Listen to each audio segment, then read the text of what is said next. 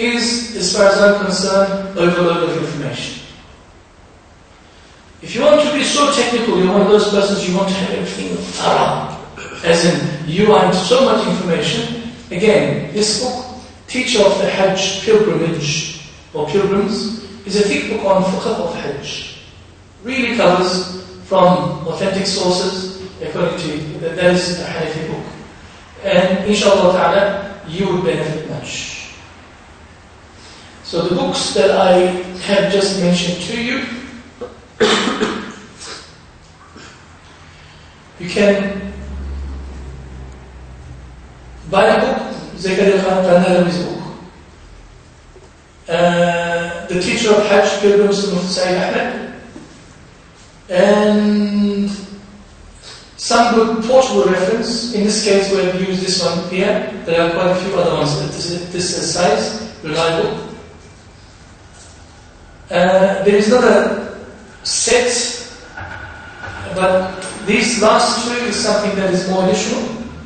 But if you were to do the first three, inshallah ta'ala, it will really help you cover everything. The other one's a CD, you can buy it from various bookshops. Imam Tahir Anwar is a young Imam from US, and he explains Hajj, and sometimes Urdu-speaking people understand it better. So, but this time, inshallah, for us, since we don't have access to him, these books that I just mentioned to you, especially the virtues of Hajj, as well as a little reference book like this, it will help you a lot, inshallah.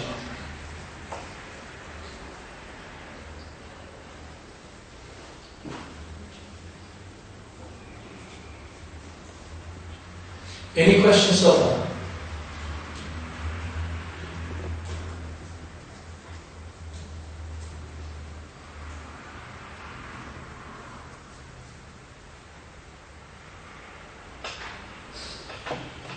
Firstly, as soon as you get on the plane to go to Hajj, you actually carry a card that you don't see next to your visa, an invisible card. A VIP card from Allah subhanahu wa ta'ala. It says on it, Duyufur Rahman, guest of the most merciful. So you are so special in the sight of Allah subhanahu wa ta'ala, regardless of your past, who you are, how dark your heart is, how sinful you are. Allah subhanahu wa ta'ala has selected you and gave you an honorary title called Duyufur Rahman. Duyuf means guest. Ar-Rahman is the Rahman, Allah subhanahu wa ta'ala. So, firstly, when we go to Hajj, you must always keep this status before your eyes. I am Duyufur Rahman. So is 4.5 million other people. If you were to come to my house as my guest, I'm going to ask you a question. And I know who you are. I invite you to my house. You're my special guest, VIP guest. And I am offering you so many things. I am serving you. I served you, for example, a beautiful coffee. And you're sitting on my most expensive carpet, Persian handmade rug, which is a couple of $1 million, antique, for example. While you're drinking coffee, you got so excited and the whole coffee spilled on my carpet. What will I do normally in an Islamic setting as a host? Will I ever shout at you? Will I ever tell you off? Will I ever kick you out of my house and say, you have ruined my carpet? $3 million is gone. Will I do this? No. Muslims usually, as human beings, it's okay, but it's okay. Inshallah, we'll fix it. Don't worry about it. It's okay. And you already feel rotten inside. It's okay, don't worry. So it makes you feel good. Okay, good enough. Then, while they're serving food in a most expensive china, antique china, you're the clumsy one.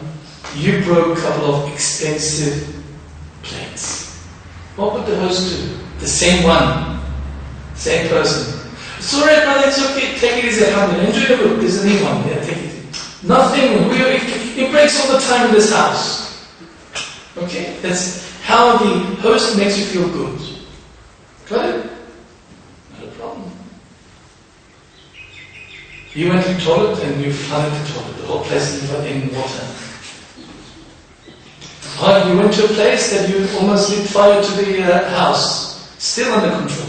Nothing happens. Host doesn't get angry with you. But imagine this scenario. What if, while you're sitting down, enjoying your coffee, there are other guests of your host, equally important as you are, you begin to insult them. You begin to swear at them. You begin to chuck things at them.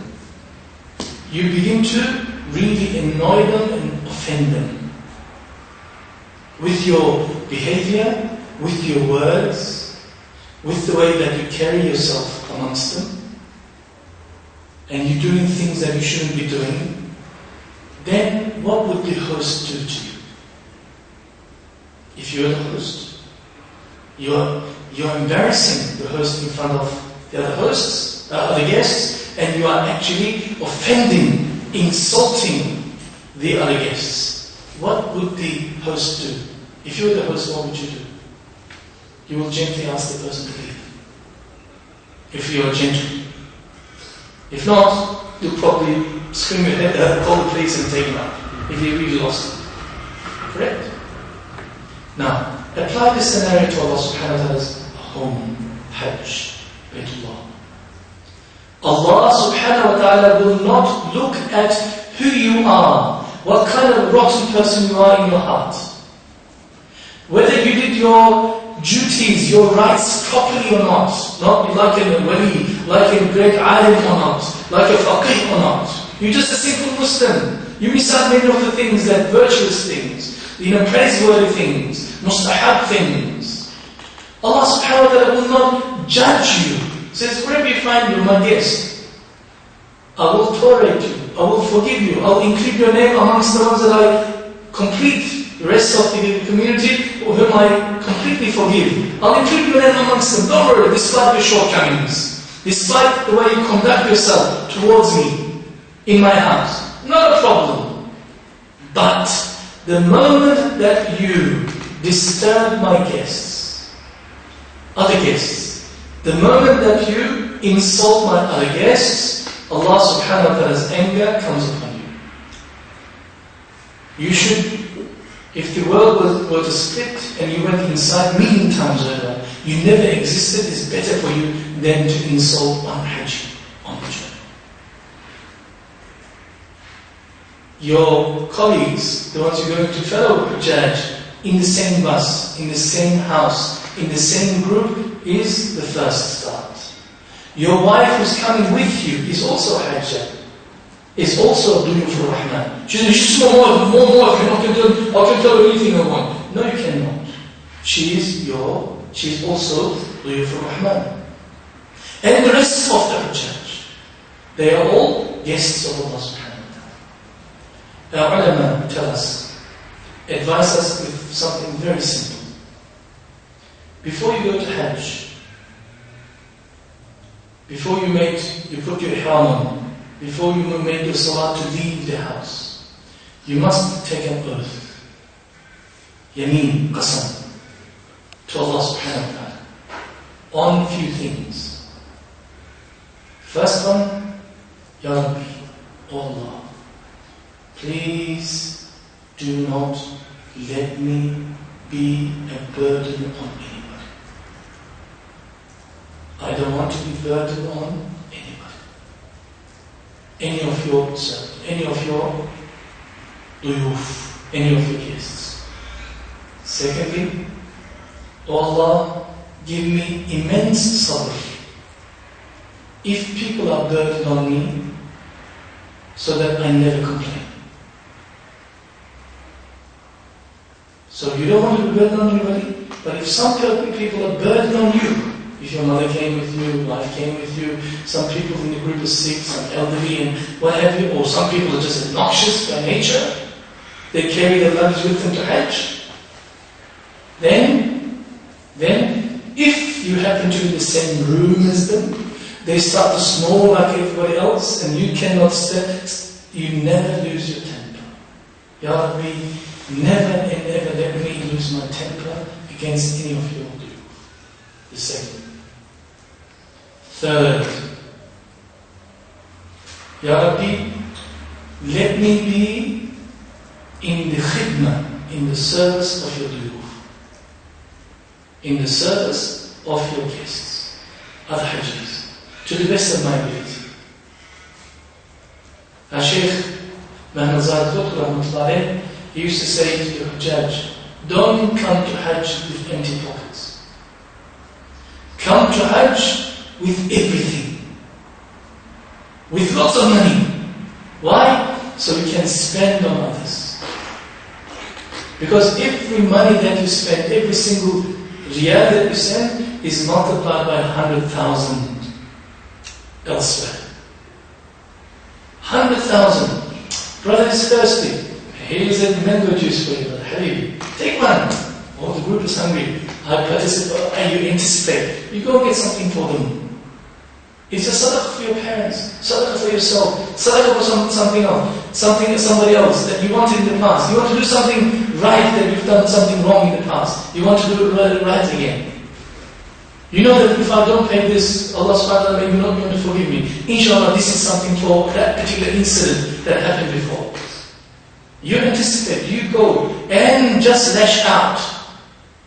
Every single thing that you spend is for you. If you say elderly, we can't go to Umrah, we can't go to Tawaf, they won't go to Tawaf because nobody will take them. You just help them to take. Help them to, what do you call? Take them with you to Tawaf. You get your Tawaf, hasanat. Maybe you will not get much hasanat in yours because of that sincerity of the person that you've taken with. Allah subhanahu wa ta'ala will also accept your ibadah. Never and ever disturb anybody there. Don't try to push yourself towards the Kaaba. You'll see, inshallah, we'll talk about it in a minute. I want to pay as close, I want to see the Kaaba, man. Don't worry, the whole place is Kaaba. Wherever space that you found, just sit there. Don't cause any harm to anybody. Absolutely gentle. How do you know that person is not a most beloved servant of Allah? He doesn't look like anything, as handsome, as good looking as you are, but a person, just simple person sitting there. How do you know who that person is? He's Duyuf Rahman. That's good enough.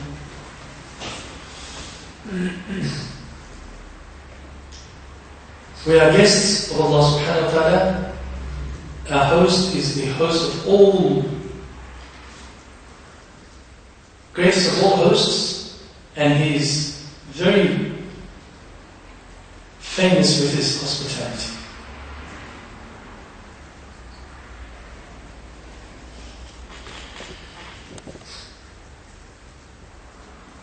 There is a little warning.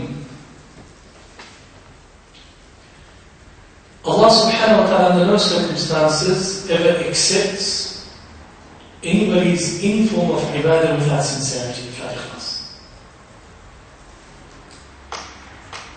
If people gave you 70,000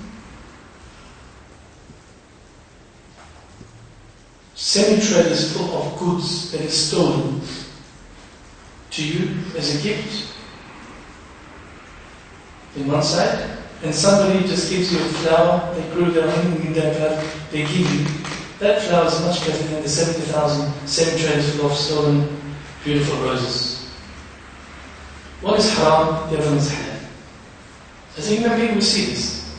In the sight of Allah subhanahu wa ta'ala, 70,000 semi-trailers full of ibadah which is done without sincerity is worthless than 2 rakats of salah done in sincerity.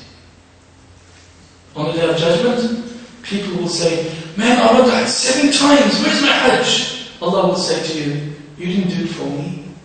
You never had the sincerity in your heart.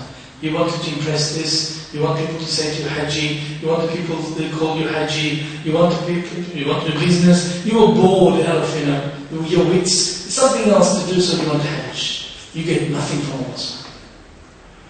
Sincerity in your amali, in your deed, is paramount importance to you. Rasulullah ﷺ gives us a warning, prophesies about the future, which is our times. My ummah, he says, will go to Hajj in 3 groups. Some of them will go for the Hajj purposes, for Farj purposes. Some of them will go because they've got so much, they're loaded with money, they've got nowhere else to go to, and they just want to have a fresh air, change of environment for a while. Not for ibadah purposes. Or they want to make some business. I know quite a few people do this. It's not haram to do business in Hajj. You can, but that's an incidental occurrence. The real purpose should be nothing but to worship Allah subhanahu wa ta'ala. Or another group, Rasulullah mentions, that the poor of you will go to Hajj to beg. In I'tikaf, one particular brother who is from Pakistan, he says, I was going to Hajj that particular year, and at the airport he says, I saw literally hundreds of disabled people whose arms and legs and everything else were waiting. And an announcement was made for them. He says, please go to such and such door, all of you, for Hajj. Then I inquired, says, who is this? What plane? What company is this? He says, it's not a company, it's a chartered first-class jumbo jet. Chartered. In other words, some mafia bosses, they collect all these people to work for them at Hajj. They go to Hajj. He says, can I come with them because I haven't got a confirmation on my seat? Can I go with them to Hajj? He says, no, that's for only them. Chartered, privately hired plane, a jumbo jet for the disabled people. When you go there, you'll see hundreds and thousands in every corner, on every street, people begging. First rule, don't give them anything. No matter how desperate they look, they are much richer than you are. We'll look at these issues, inshallah, a bit later. So, some people go to gain the praise of the masses. They want to make a name for themselves. The scholars will go to impress others with their recitation, with their qira'ah, with their knowledge. Intention is not there. Some examples of not having the right intention. Rich will go there to have a little holiday. But it doesn't mean that if you're rich, you shouldn't go.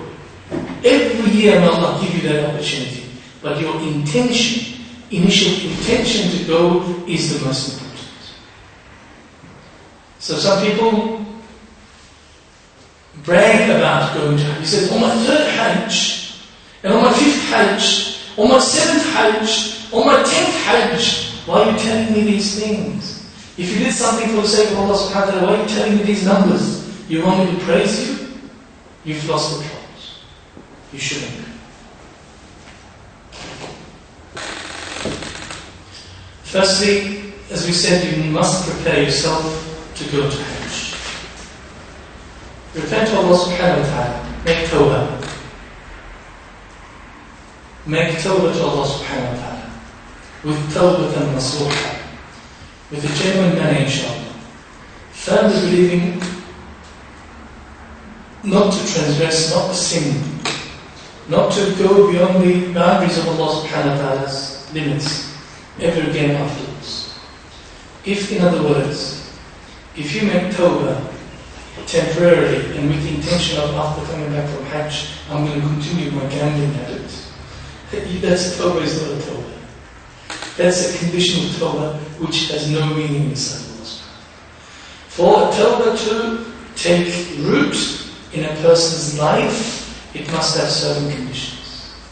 Firstly, you must have remorse, guilt in your heart. Oh Allah, I've wronged myself. Allahumma inni ظلمت نفسي اللهم ربي إني ظلمت نفسي ظلما كثيرا فإنه لا يغفر الذنوب إلا أنت وارحمني إنك أنت الغفور الرحيم. Oh Allah, I have wronged my soul. I feel terrible. I have done so many, oppressed myself by doing wrong things against myself, which will drag me into Jahannam. Oh Allah, please, I feel so guilty. First, remorse. If you don't have remorse in your heart, that tawbah is not tawbah. Even in the court cases, when the judge is about to make a judgment on you, then he looks at you. Whether you are, distraught with this particular feeling of guilt and remorse, he looks at you. But if you're defiant, he says, go ahead, I'm happy, I'm proud to what I've done.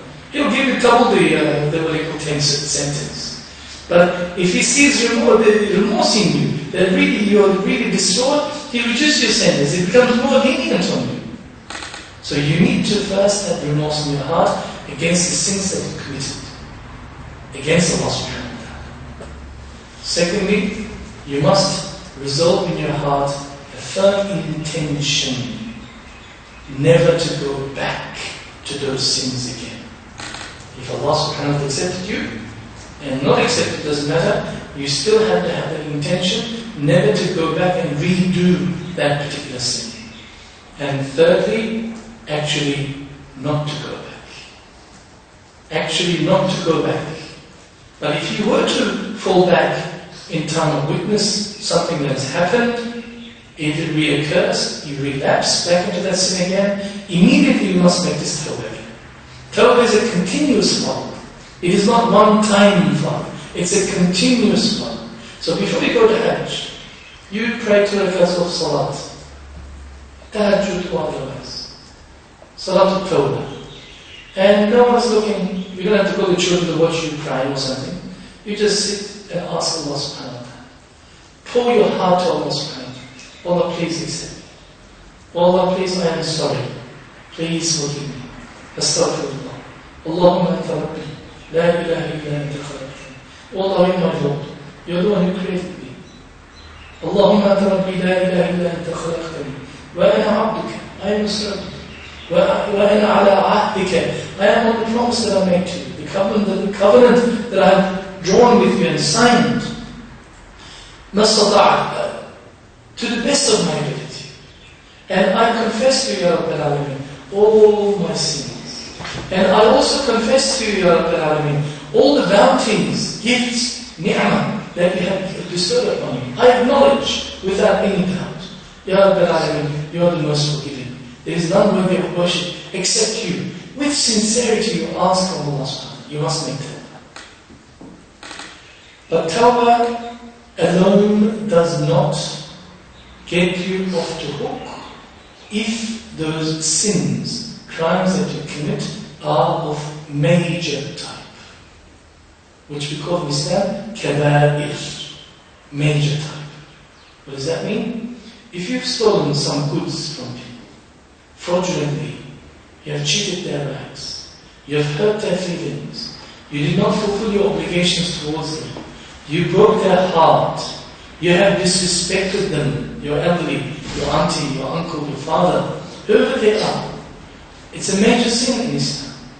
And if these people did not forgive you, the chance of Allah subhanahu wa ta'ala forgiving you is very little. You need to go to these people. No matter how hurtful it is, how embarrassing it is, how humiliating it is, you need to go to these people and ask for forgiveness. If you have stolen goods, return those goods. At least acknowledge, you don't have the money with you now, you spend it all on gambling, whatever you did, you say, listen, I have taken from your till $40,000 when I was working with you. I'm just letting you know. You can kill me if you want. There's nothing I can do at the moment. But if you forgive me, forgive me. If not, I promise you, let's sign a contract together. I will give you this money until I die. I'll pay you back. But at least you stand clear, your heart is clear, and his heart is clear. You've done your duty. You ask for forgiveness. There are a type of other major burdens that you have to offload if the tawbah to take place is to make real intention to pay back what you owe to Allah subhanahu wa ta'ala in the past. Qada salat. You haven't prayed for 7 years, now that you. And how do you pay back this? by doing those 7 years of qada. But can I do this before Hajj, brother? Of course not. But you make the intention to start. Make sense? You missed so many kafara fasts. You had so many Ramadan fasts. Deliberately you broke it. Everybody thought that you were fasting, but you broke it anyway. And you need to pay kafara. You did not pay zakat for how many years? And you know how much they were. You did not do certain things. This is all directly related to Allah subhanahu wa ta'ala. So you need to make peace with Allah subhanahu wa ta'ala. You need to reconnect with Allah subhanahu wa ta'ala. You need to confess your shortcomings. Once you make that also clear, you make the tawbah, you're ready for the journey of Hajj. So with all your relatives and kinship, subhanAllah, Rasulullah was standing in Arafah, and he was about to make dua. He said, is there anyone amongst you whose parents, whose aunts, whose uncles are angry with you, not in good terms? He says, our dua will not be accepted if you're there. He says, go. One man sneaked out from the back, from the Jamaat, and he came back after a couple of hours. And Rasulullah saw him come and says, where are you coming from? He says, Ya Rasulullah, I heard you saying it. I wasn't talking to my aunt for the last 2 years. I went and kissed her hand and made up with her. And she made dua for me. And I came back. Rasulullah then made dua. Salatul Rahim. The people that you have been talking for the last 2 years, 3 years, for petty reasons, for dollars, for he didn't give me this, he said this to me, oh, he accused me of this. Who cares? Dunya is short. Everybody is shortcomings. We all have faults. So, forgiveness. Yep, ask for forgiveness, inshallah. So get yourself out of the list of the mujrimeen in the sight of Allah subhanahu wa ta'ala, the criminals, the criminal list of Allah subhanahu wa ta'ala, before you go and visit him. Before you go and visit him. Inshallah. How's our time going? Are we managing? Are you bored yet? You're not asking me questions. You either understand everything I'm saying, or you're falling asleep, you're just looking at me and on your hands because you just want to know. It's getting fine? Inshallah. Now, we have to prepare ourselves. Actual physical preparation. I don't want to go into the virtues of Hajj because I want you to really read this book. This book will teach you a million times better than I could ever. Okay? It's a must. I can discuss anything from the book with you. If you don't understand, I'll explain to you. But I want you to read them. So let's go through more technical, more practical things. Luggage. Mecca and Medina is Chinese products global market. Anything that you find in Victoria Market, in Preston Market, in any of the supermarkets, Kmart, I swear to Allah you can find it a million times better and more variety in Mecca and Medina bazaars. So, you don't need anything. Unless you are 7XL size, it will be difficult for you. So you might as well buy your stuff from Tajay or what do you call it? Some big man store for your own self. If you're a normal sized person like me, then you don't have to worry about anything. You can get any shoes, anything at all. Okay? But if you want to play it safe, I put it in playing safe for really good reason. And I will tell you, inshallah, in a minute, it is highly recommended for you to pack your bags very light. Only the most essential. Remember, you're not going to a holiday. You're not going to camping to US. You're not going to Japan. You don't have to take all of your wardrobe with you. The reason being is that you want to be burdened on others. You want people to carry your luggage. Remember, we learned the first rule, not to be burdened on others. One of the yamins, one of the oaths that we made. So, in other words, you have to carry that luggage with you for 1 month, constantly, walking around with it. What will happen to you? I mean, if you intend to lose weight, that's not a place to lose weight.